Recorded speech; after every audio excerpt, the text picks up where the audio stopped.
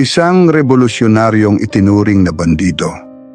Pero bayani pala, sino si Macario Sakay at bakit siya kinatakutan ng mga Amerikano?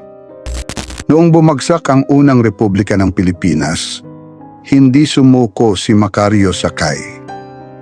Itinatag niya ang Republika ng Katagalugan, isang lihim at matapang na pamahalaan na naglalayong ipagpatuloy ang laban para sa kalayaan. Sa kanyang mahabang buhok, baril at bandilang sariling gawa, pinamunuan niya ang libo-libong gerilya sa kabundukan.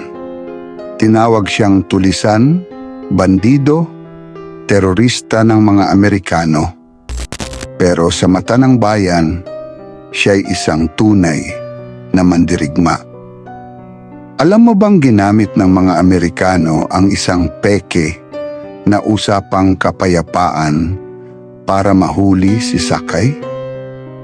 Sa halip na pakinggan, siya'y nilinlang at binitay sa harap ng publiko noong 1907.